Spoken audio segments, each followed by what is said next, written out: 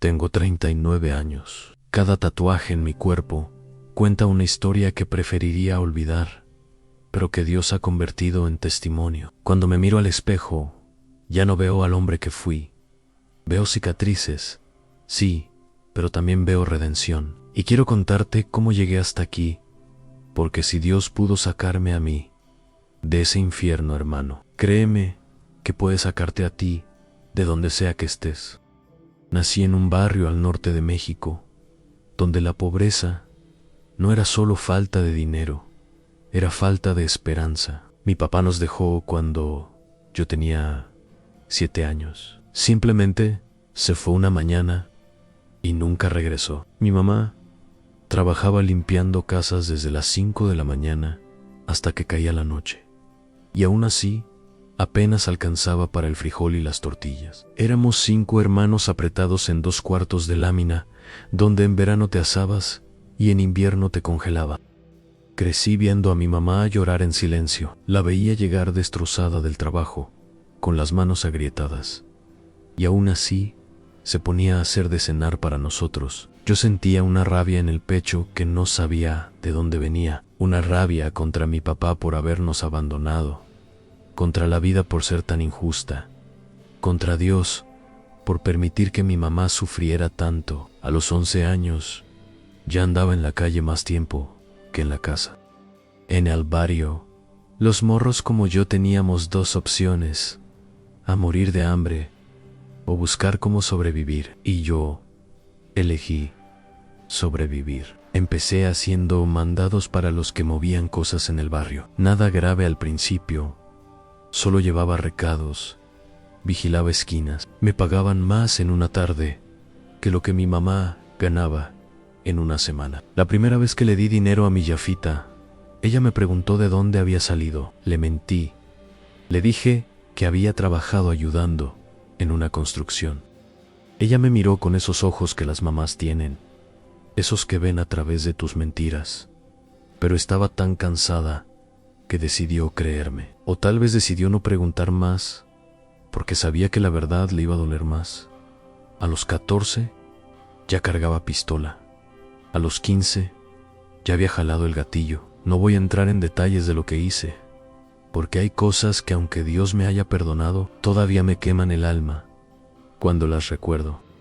Solo te digo que en ese mundo o matas o te matan. Y yo no quería morirme. Volví frío, calculador. Me tatué el cuerpo entero para demostrar lealtad, para mostrar que era parte de esa familia, porque eso era lo que me habían vendido, aunque el cartel era mi familia, que mis hermanos de sangre me iban a traicionar, pero mis hermanos de la organización iban a morir por mí. Aunque mentira tan grande, hermano. Gané dinero, mucho dinero. Tenía carros, cadenas, mujeres, respeto en las calles. La gente me tenía miedo y a mí me gustaba. Ese miedo me hacía sentir poderoso, me hacía sentir que ya no era ese niño pobre y abandonado. Pero por las noches, cuando estaba solo, ese vacío seguía ahí, ese agujero en el pecho que ni el dinero ni las drogas ni la adrenalina de la violencia podían llenar. Mi shakouka, cristal, todo lo que cayera, solo para no sentir. Parano, pensa, para no recordar la mirada de mi mamá cuando supo en lo que me había convertido, porque ella supo. Una noche llegué con sangre en la camisa, no era mía. Ella no dijo nada, pero sus ojos lo dijeron todo. Desde ese día, mi mamá empezó a envejecer más rápido. La vai a pagarse.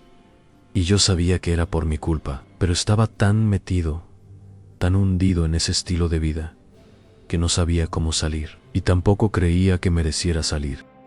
Los años pasaron, y yo seguía subiendo en la organización. Me hice sicario de confianza. Me daban las misiones más pesadas. Viví rodeado de muerte. Vi caer a mis compas uno por uno. Funerales cada mes, madres llorando sobre ataúdes. Y yo seguía, como robot, sin sentir nada. Me había vuelto un muerto en vida. Por fuera, parecía que lo tenía todo, pero por dentro estaba podrido, vacío Han perdido a los 36 años, me tocó una misión que cambió todo. No voy a dar nombres ni lugares, pero me mandaron a eliminar a alguien. Llegué a la ubicación, entré al lugar, y cuando vi a mi objetivo, algo dentro de mí se rompió. Era un hombre mayor, como de la edad que tendría mi papá, si siguiera vivo. Estaba sentado en su sillón, viendo la tele, y en la mesa tenía una foto de su familia. Vi a su esposa, a sus hijos, a sus nietos, y por primera vez en años, sentí algo. Sentí el peso de todo lo que había hecho. Sentí las vidas que había destrozado, las familias que había roto. Pude haberme regresado, pude haber dicho que no, pero en ese mundo no hay marcha atrás, así que hice lo que tenía que hacer. Pero esa noche, hermano, esa noche no pude dormir. Por primera vez en mi vida, no pude escapar de mi conciencia. Veía sus ojos cada vez que cerraba los míos. Escuchaba los gritos de sus familiares, aunque estuviera en silencio. Me metí todo lo que tenía para tratar de callar esas voces, pero no se callaban. 3 días después, Emi agarraron una operación federal. Me cayeron cuando estaba en una casa de seguridad y hubo balacera. Mis compas corrieron. Yo me quedé atrapado. Pensé que me iban a matar ahí mismo. Hasta lo deseé, pero me esposaron y me metieron a la patrulla. En ese momento, sentado en el asiento trasero, con las manos amarradas, mientras veía las luces de la ciudad pasar por la ventana, pensé, este es el final, esto es lo que merezco. Me llevaron al penal, me pusieron en un módulo de alta seguridad. Los primeros días fueron un infierno, no por las condiciones, sino porque por primera vez en mi vida estaba completamente solo, con mis pensamientos. No había drogas, no había ruido que me distrajera. Solo yo y el peso de todo lo que había hecho. Pensé en suicidarme. De verdad lo pensé. Sentía que no había redención para alguien como yo. Una tarde, estaba en el patio cuando un tipo se me acercó. Era un vato mayor, con canas, pero con mirada tranquila. Me dijo, hermano, te ves perdido. Yo la conté mal. Le dije que se largara, que no necesitaba sus consejos. Pero él no se fue, se sentó a mi lado y se quedó callado. Después de un rato, me preguntó, ¿tú crees en Dios? Me reían. Le dije, Dios, hermano, si Dios existe, me abandonó hace mucho, o yo lo abandoné a él. A él ya ni sé, pero no hay Dios para alguien como yo. Él sonrió y me dijo algo que nunca voy a olvidar. Dios no te abandonó, hermano. Tú te alejaste, pero Él te ha estado persiguiendo toda tu vida, esperando que voltees a verlo. Y si estás aquí, sentado conmigo en este momento, es porque todavía tiene un plan para ti. No sé qué fue, pero algo en esas palabras me quebró. Empecé a llorar como no lloraba desde niño. No podía parar. Todos los años de dolor, de rabia, de vacío, salieron de golpe. Ese hombre, su nombre era Don Miguel, me abrazó ahí en medio del patio y me dijo, Jesús murió por hombres como tú y como yo. No importa lo que hayas hecho, su sangre lo lava todo. Los siguientes días, Don Miguel me habló de Jesús, no como los religiosos que te condenan, sino como alguien que realmente lo conocía. Me contó su propia historia, cómo él también había estado en el crimen, cómo había perdido todo, y cómo Jesús lo encontró en su celda. Me explicó que el pecado nos separa de Dios, pero que Jesús vino a ser el puente, que Él tomó nuestro lugar en la cruz, que cargó con todo nuestro dolor, nuestra culpa, nuestra oscuridad. Al principio yo no entendía. Le decían, hermano, tú no sabes las cosas que yo he hecho. Yo he quitado vidas, he hecho llorar a madres, he destrozado familias. ¿Cómo va Dios a perdonarme eso? Y Don Miguel me leía versículos de la Biblia. Me leyó sobre el rey David, que fue adúltero y asesino, y Dios lo perdonó. Me habló de Pablo, que perseguía y mataba cristianos, y Dios lo transformó en el apóstol más grande. Me dijo: a la gracia de Dios no tiene límites, solo tienes que recibirla.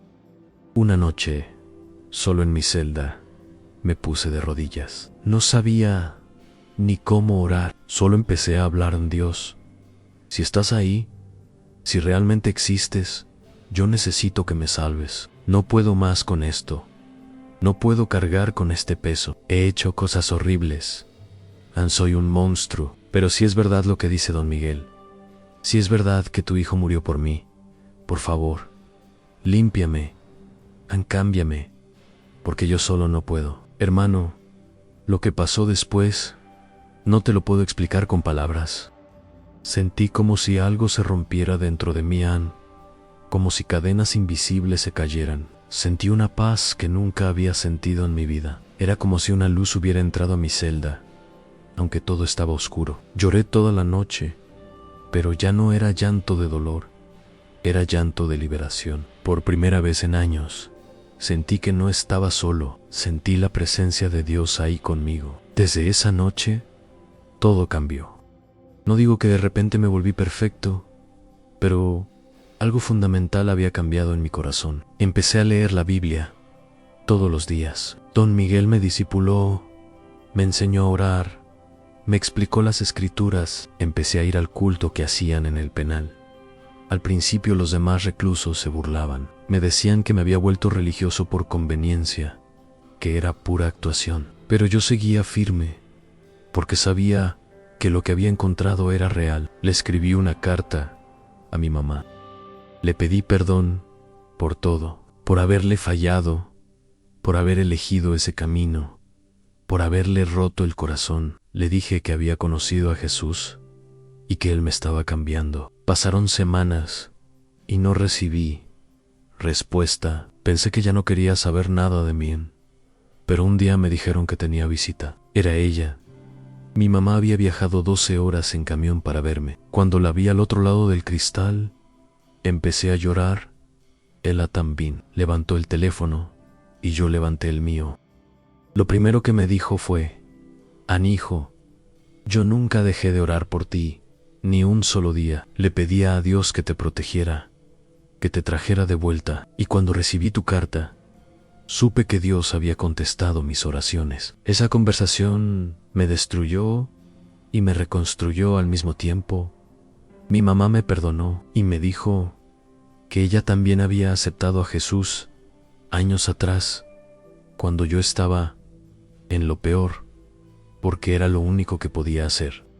Hermano, si hay algo que quiero que entiendas es esto: a las oraciones de mi mamá me salvaron. Cuando yo estaba perdido en la oscuridad, ella estaba de rodillas intercediendo por mí, y Dios escuchó. Nunca subestimes el poder de una madre orando por su hijo. Pasé 3 años en ese penal. 3 años que Dios usó para transformarme completamente. Ya no era el mismo hombre que había entrado. Las autoridades vieron mi cambio, mi comportamiento, mi testimonio. Todo habló por mí. Me redujeron la condena. Cuando salí, sabía que tenía una nueva oportunidad, pero también sabía que no iba a ser fácil. Los primeros meses afuera fueron duros. Tenía que empezar de cero. No podía regresar a mi barrio porque ahí todos me conocían por lo que había sido. Me fui a vivir con mi mamá a otro estado. Conseguí trabajo en una construcción. Ganaba en 2 semanas lo que antes ganaba en 1 hora, pero era dinero limpio. Era dinero con el que podía dormir tranquilo. Empecé a congregarme en una iglesia pequeña. Al principio me daba pena por mis tatuajes, por mi pasado. Pero el pastor me dijo: hermano, esos tatuajes ahora son tu testimonio. Cada marca es evidencia de que Dios transforma vidas. Me bauticé. Y ese día, cuando salí del agua, sentí que Dios había lavado todo. El viejo hombre había quedado ahí, y yo había nacido de nuevo. Hoy tengo 3 años de haber salido. Trabajo honestamente. Ayudo en mi iglesia. Visito penales para compartir mi testimonio. Le hablo a los chavos del barrio que están por donde yo estuve. Les digo que hay otra salida, que Jesús es esa salida. Algunos me escuchan, otros no, pero yo sigo sembrando, porque sé que así como Don Miguel sembró en mí, yo tengo que sembrar en otros. Mis tatuajes todavía los tengo, podría quitármelos, pero decidí dejarlos. Son mi recordatorio de dónde venía y de hasta dónde Dios me ha traído.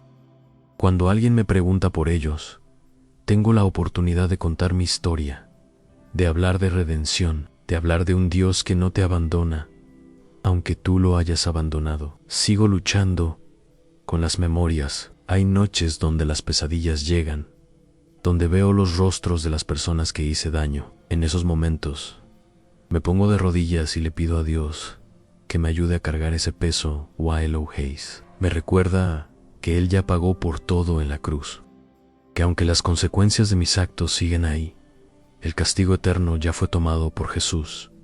Si estás viendo esto y te identificas con mi historia, si estás metido en algo oscuro, si sientes que no hay salida, quiero decirte algo.